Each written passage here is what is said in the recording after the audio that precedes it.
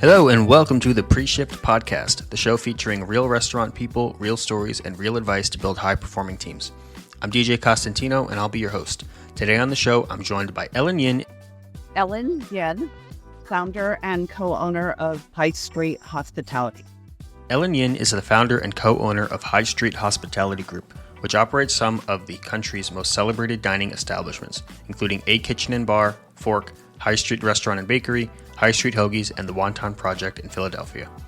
Yin is a graduate of the Wharton School and was honored with the Philadelphia Business Journal's Women of Distinction Award in 2020. In 2023, she was awarded Outstanding Restaurateur by the James Beard Foundation. On today's episode, we discuss the importance of cultivating a sense of belonging, community, and a strong team culture within her restaurants. Ellen discusses strategies for employee recruitment, training, and career development, emphasizing the need for professional respect and empowerment. Just a reminder, if you enjoy the show, please be sure to follow us and sign up for our newsletter, The Food Runner, to get all the latest episodes and so much more. Without further ado, here's my chat with Ellen. You can't have as long and successful career as you've had without loving this industry and loving hospitality. So I'm curious what initially drew you to the industry and more importantly, made you want to stick around in the industry. Yeah, well, like many people in this industry, I started out when I was in high school. And for me, it was, a summer job at first. And I fell in love with it. And I worked at first in a little Mongolian barbecue restaurant that was maybe like a mile away from my house. And I think I just got lazy and decided I want to work in a restaurant closer to home. And there was a French restaurant around the corner from my house. And so I started busing there. I didn't know anything about fine dining. Like at home, we used chopsticks.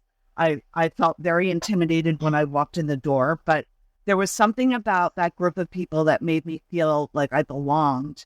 And I didn't have that in high school. I grew up in a fairly non-Asian community where I was one of the few Asians in our high school, and we moved there in sixth grade. So I already had enough things going on in my life where I maybe didn't feel 100% like I belonged with the other kids in my class. So when I found this restaurant and everybody there made me feel welcome and part of the team, I just fell in love with it. And also, I think, I always had, my mother was an entertainer and she would throw dinner parties, and I always enjoyed serving people. And so I always had that in my blood, but also I'm a little bit of a black sheep in the family. All my family members are scientists or engineers. And so I had this kind of streak of creativity and not wanting to be like everybody else, where I feel like the restaurant is almost like a film, and it's about everything that you're doing to make people feel like they belong in your concept and that your concept is being fulfilled. So that might be the visual, how the restaurant is designed, how you feel in the space, whether you feel comfortable, what the food looks like, what the service looks like. And I just think that is a really exciting career. And that's what's kept me in the business for so long, besides the fact that the people are incredible. Absolutely. Did you ever think about getting out of the industry, or you've been 100% this whole time? Well, I have a little bit of a different path to owning a restaurant. I worked in restaurants through college, always loved it. But after college, I think I was faced with the reality that if I wanted to own a restaurant, that I would need to save a significant amount of money, and I needed to kind of explore. My parents were not very encouraging of me opening a restaurant at 23 after spending so much money on college. So I worked in advertising. I worked in fundraising. I also worked in healthcare, and I just kept coming back to it as the thing that made me feel the most complete and the most satisfied. So starting that restaurant, you recently celebrated Fork, the first and flagship restaurant of the group's 25th anniversary. What do you credit the longevity to? Is it that sense of belonging? I think it's that sense of belonging, but also it's a concept that that maybe was considered innovative when we first opened, but I think it is accessible and relatable to a lot of people. And, there's a lot of factors that make a restaurant successful, from location, concept, team, of course. I've had this incredible team, Saddles for, over 10 years. I think that the pandemic was a little bit of put a kind of glitch in that. But generally speaking, the restaurant's longevity, I think, is due to it being constantly evolving and constantly just moving toward what people feel is not trendy, but classic. So just trying to maintain that sense of, I guess it gets lumped in with those classic restaurants in America. I know you guys received some of those awards in the past, so just trying to keep that level of belonging and just keeping it current, but also remembering, I guess, what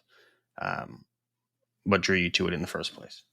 Yeah, and I think it's about community because, of course, there is the community of guests who, so many people have celebrated important occasions at our place and also have met friends and husbands, wives, best friends at the bar in our customer base.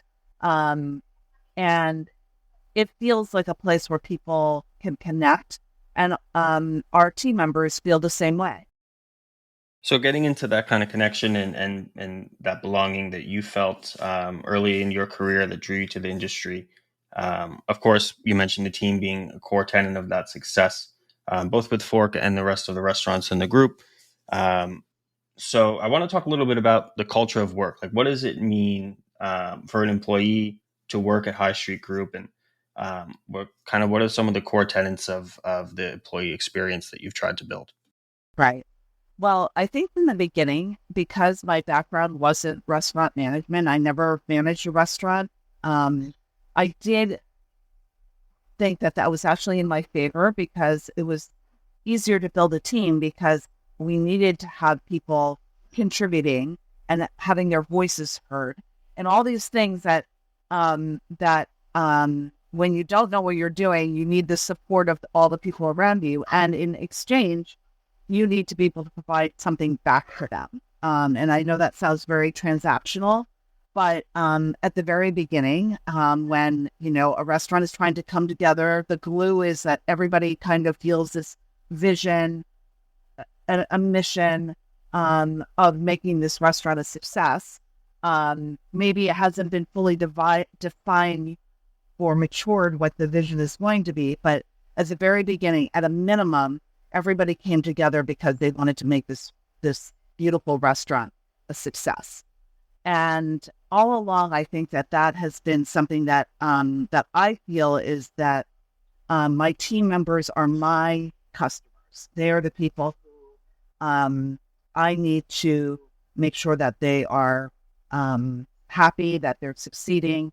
So everybody has kind of a customer, whether it's an internal customer or an external customer. And for me, my team members are the people that I need to make the most happy, in addition to, of course, customers and whatnot.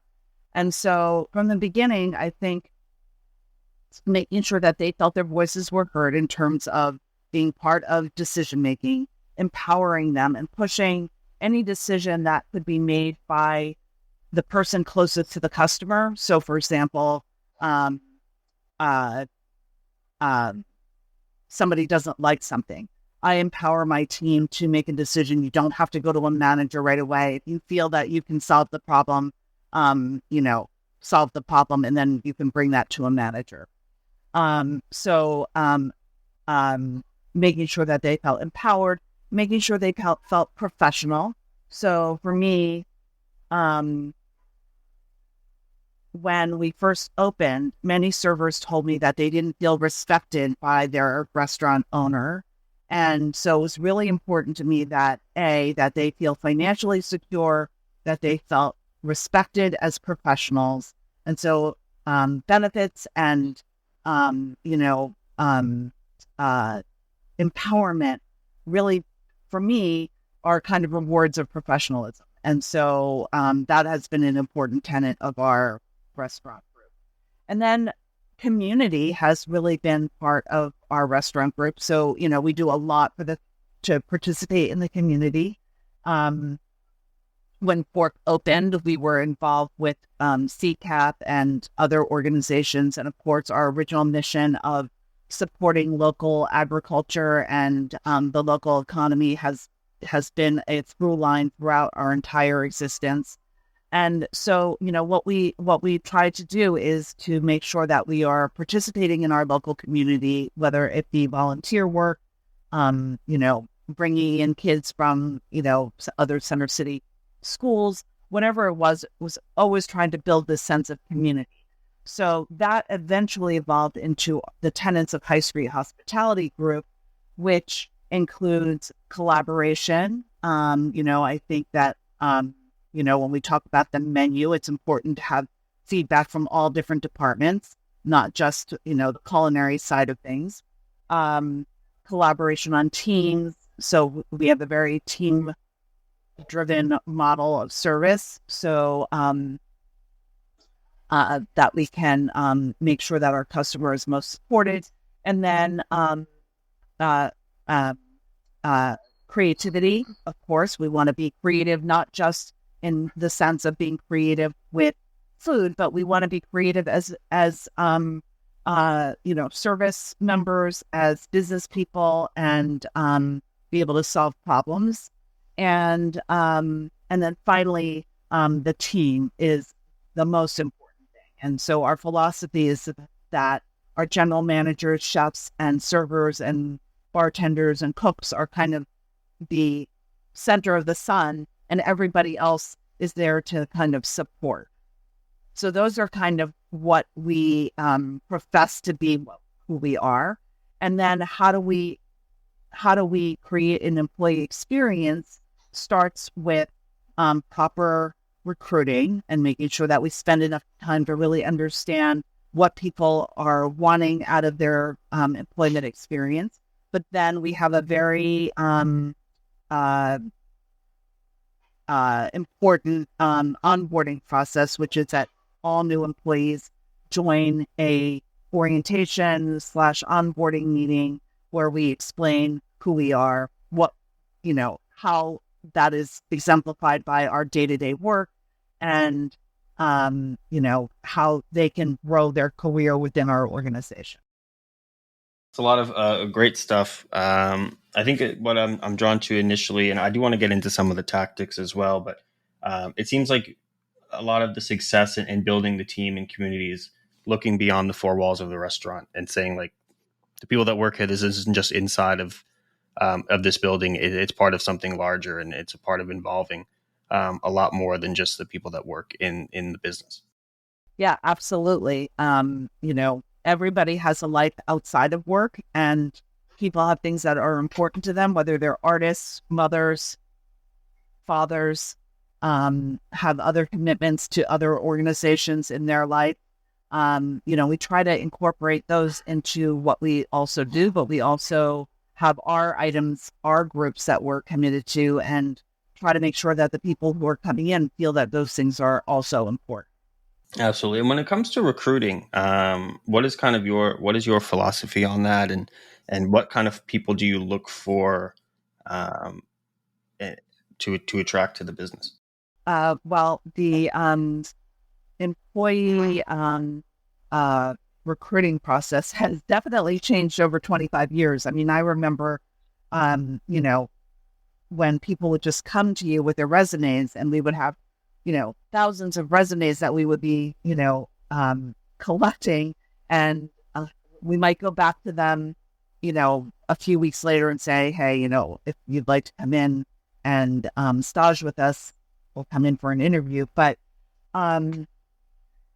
I think that right now what we're doing is making sure that our posts tell a story about who we are and what we're looking for and the values that we're trying to maintain and develop.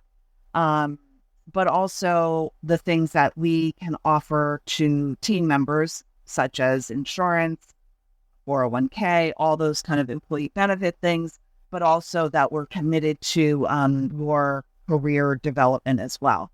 And we've had to change our strategy after the pandemic to look in places where we might not have traditionally looked.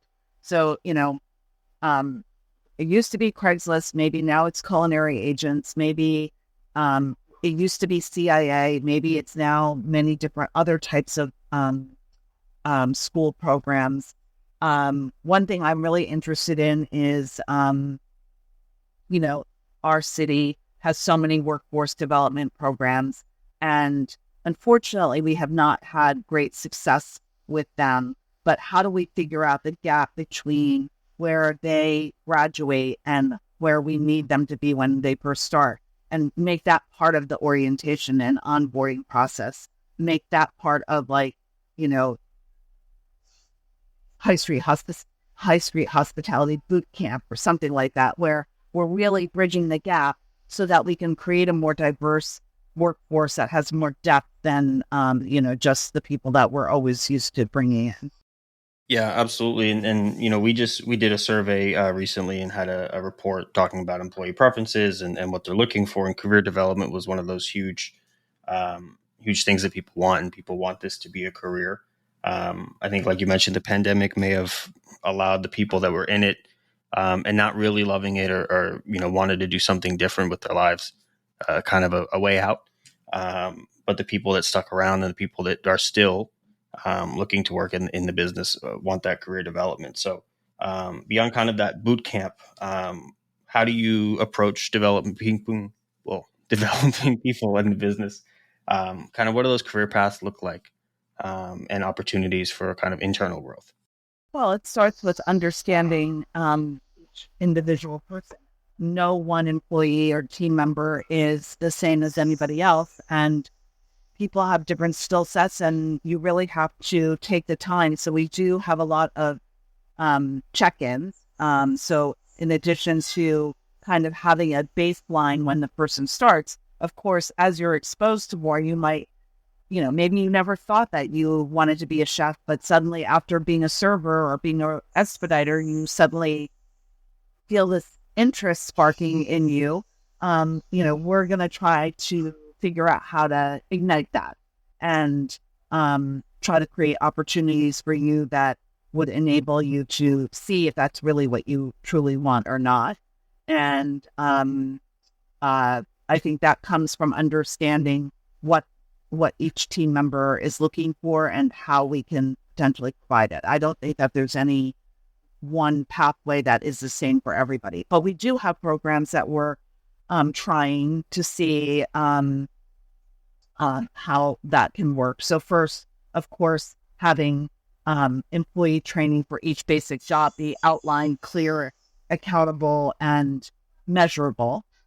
Secondly, trying some new things like the National Restaurant Association has a new training apprenticeship program. So we're trying that. So if somebody says they want to become a more proficient kitchen manager, they could take that, and we can provide access to that. Also, management training, I think, is really important, because to go from being a line cook to a sous chef, sometimes people just say, oh, great, you're promoted, you're going to be a sous chef. And what that job really entails isn't really quite clear. And so, trying to get people to understand that, we want you to be understanding what the job is before you get promoted into it, so that then you can kind of hit the ground running versus kind of trying to figure it out during your initial phase, which might also not make it great for you in terms of your team members. I think that's a really interesting one, and one that we've been trying to develop training for. Sure. Yeah. So not like one set path of, if you do X, you become a shift leader, and if you do Y, you become a senior manager or whatever it may be. Curious, do you have a lot of folks jumping around between the concepts? And you have, of course, more of the fine dining concepts, the A kitchen and fork, and then High Street Bakery and Hoagies and Wonton Project. Do you kind of cross pollinate? Absolutely. We love to cross pollinate. One thing is, especially um, if you are in the management track, sometimes it's easier to manage people in a place where you haven't been coworkers with them. And so sometimes that works out really nicely. Other times the fit might not be good, or somebody has a skill set that we feel like could be developed and would be a great fit for pork because they're really interested in wine. Like we do definitely try to cross pollinate. Cool. I'm always curious, if you find that it's more rigid or that kind of, and I guess having so many varied concepts allows for a lot of different types of growth and interest to blossom. Well, one thing for sure is that sometimes having people cross pollinate also helps us ensure that our culture is what's the word can be also cross-pollinated, and that that people, for example, we're opening a new concept in Washington, D.C. called A Kitchen and Bar DC. We are having team members from our other concepts participate there to ensure that we inoculate that culture into the new location and make sure that we're continuing to build that same culture, of course, keeping in mind that, it's a different geography. It's a different place. People are going to bring their ideas in as well. But, that core group is really important because they know what the standards are that are expected. They also know what the cultural standards are. And, we want to make sure that, any new project that we have is consistent. Yeah, absolutely. That consistency is so key in keeping the culture just fresh and evolving. What have been some of the biggest challenges you've had in building a consistent and effective culture and fostering that belonging? How have you overcome them? One thing that I learned was that if you have only one restaurant, it's great that you can have a great culture, of course, but to provide career opportunities is really a much more challenging thing. So, for example, for the first 10 years of Fork, I think I had 3 chefs all in. And at one point I realized, I'm like, if I don't start thinking about how I'm going to grow, I'm going to just be rotating, looking for that same person all along. And especially because I'm not a chef. Also, I think that sometimes if you have one person who maybe could be considered toxic and you don't fire them or let change that situation in a timely manner, it can really devastate your culture, and that kind of a setback. I also think that, we're also just restaurateurs and team leaders are human beings as well. And if they're not well rested and not well, nourished themselves, that it can be really hard to, maintain that culture, because you need stamina, you need grit, you need all those things to make it for the long haul. But you also have to give yourself a break and be able to be refreshed and look at things with a clean perspective.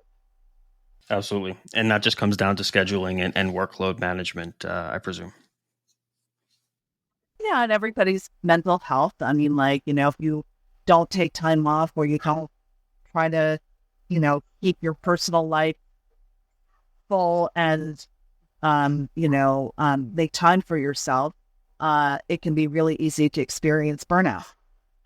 Yeah, we just a couple episodes ago talked about burnout and how it's different for restaurants, and it's very real and affects like 8 out of 10 people in the business, and I think it's just a testament to the hard work people do, but also how difficult this work tends to be. When you kind of take a look back and see everything going, and multiple restaurants and so many things going on, how do you know that things are working well? What are you able to kind of say, like, this is working, and we're we're doing as well as we can do? And how do you know that that is working? Three metrics, I guess. One is, of course, retention, because when people are not changing jobs and leaving your organization constantly, that means that something is working well because they're happy. They are meeting their personal financial goals. They're meeting their personal career development goals. They are feeling like they belong to the organization. So definitely employee retention is really important. Of course, another metric is that we have to be making money because, if we're not making money and we're not reinvesting into the business, we're not evolving and we're not succeeding. And ultimately, that you need that to, keep everything working. And then I think that generally,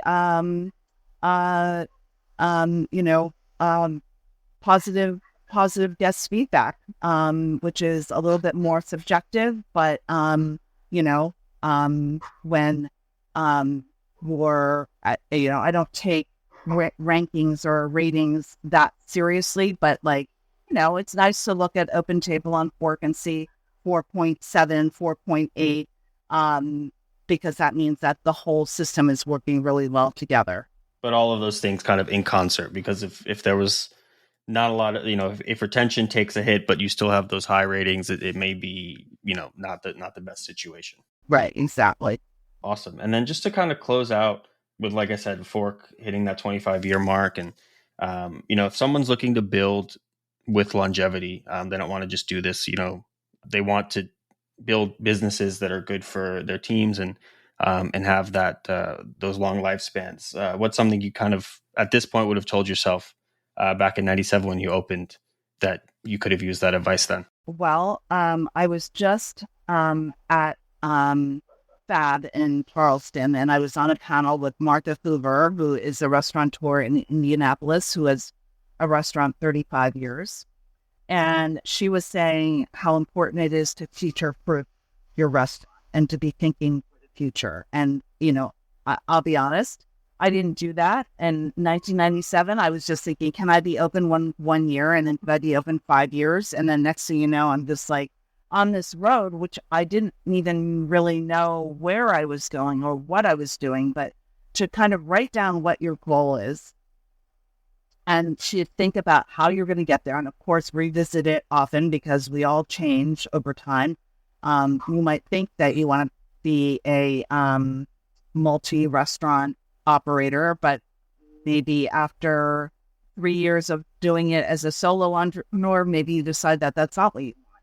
So I think thinking about the future, writing down those goals, revisiting them, and just keeping your to-do list, as many people say, making sure you allow time to work on your business, not just work in your business, is a really good suggestion.